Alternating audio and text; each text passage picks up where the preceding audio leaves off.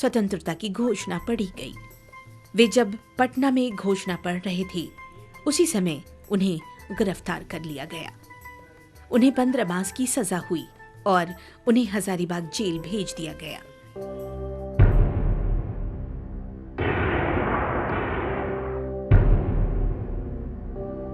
जिस समय वे जेल में थे, बिहार में प्रलयंकारी भूकंप आया।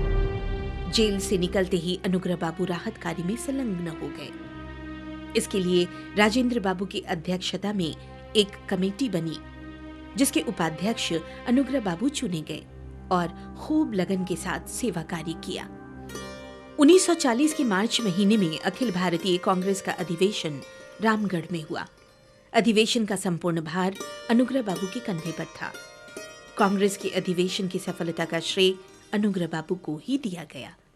जब गांधी जी ने व्यक्तिगत सत्याग्रह अपनाया, तब उनके प्रिय सहयोगी अनुग्रह बाबू कब चूकने वाले थे। फलस्वरूप 1940 में वो गिरफ्तार कर लिए गए। वो एक मुद्दे को लेकर के आंदोलन करते थे और गिरफ्तार हो जाते थे तो जेल चले जाते थे। 5 बार जेल गए अनुग्रह बाबू और 5 बार मुख्तलिफ अवधियों के लिए गए और कुल जमा मेरे ख्याल से, जहाँ तक मुझे याद आता है, 6 साल और 7 महीने या कुछ ऐसा, उतनी देर तक वो जेलों में रहे। वो बिहार के जेलों में हजारीबाग भी रहे, हाजीपुर भी रहे और मुख्यतः इन्हीं 2 जेलों में रहे और मोतिहारी जेल में भी रहे। गांधी जी ने करो या मरो का नारा बुलंद किया और 7 अगस्त 1942 को गांधी जी गिरफ्तार कर लिए गए। सारे देश में एक साथ बिजली की तरह आंदोलन की आग फैल गई। 10 अगस्त को अनुग्रह बाबू भी जब अपने मित्रों से मिलने गए, मार्ग में ही गिरफ्तार कर लिए गए। सन 1944 में जब सारे कांग्रेसी नेता जेल से मुक्त किए जाने लगे, तो अनुग्रह बाबू भी कारावास की कैद से आजाद कर दिए गए। उनका पूरा जीवन सामाजिक सक्रियता का प्रतीक रहा। आजादी के पहले उनका लक्ष्य देश की आजादी थी, तो आजादी के बाद राज्य का नवनिर्माण। उन्होंने अपने जीवन के साथ अपनी संपत्ति भी जनहित में न्योछावर करने में संकोच नहीं किया। आजादी के पूर्व ही कांग्रेस मैदान के रूप में अपनी पैतृक संपत्ति उन्होंने पार्टी को दान कर दी।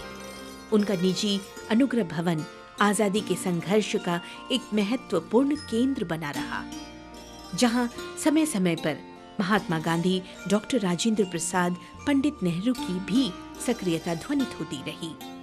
ये अनुग्रह बाबू को 1936 में सरकार द्वारा आवंटन किया गया था, जिसमें उन्होंने अपना मकान बनवाया। ये इस मामले में ऐतिहासिक है कि 1936 से यहाँ गांधी जी, नेहरू जी और डॉक्टर राजेंद्र प्रसाद सब लोग यहाँ आए, यहाँ बैठक की। उन्होंने स्वतंत्रता सेनानी होने के नाते अनुग्रह बाबू के घर पर हमेशा मीटिंग होती रहती थी। देश आजाद हो गया था, लेकिन अनुग्रह बाबू की जवाबदेही खत्म नहीं हुई थी, बल्कि उनकी प्रशासनिक दक्षता ने उनकी जवाबदेही और बढ़ा दी थी। उल्लेखनीय है कि आजादी के दूसरे ही दिन उन्हें अंतर्राष्ट्रीय श्रम सम्मेलन में भाग लेने के लिए जिनेवा भेजा गया, जहां उन्होंने अपने नव स्वतंत्र देश की संभावित श्रम समस्याओं के प्रति सफलतापूर्वक विश्व का ध्यान आकृष्ट किया। कह सकते हैं कि आजादी के पहले से लेकर आजादी के बाद उनकी जिंदगी बिहार के लिए समर्पित रही। तो कॉटेज हॉस्पिटल में भर्ती हुए, किडनी उनका फेल कर गया, तो सब कोई रोना शुरू कर दिया। तो हमारे बेटे को देखा, निखिल कुमार को, तो उन्होंने बुलाया, क्यों रोता है, अपने पैर पर खड़ा होने की कोशिश करो, अपने बड़ों को बात मान के चला करो, उनकी इज्जत करो, और किसी को तुम भला नहीं कर सकते हो तो बुरा मत करो, बुराई भी मत करना। 3 बात उन्होंने कहा और खत्म हुए।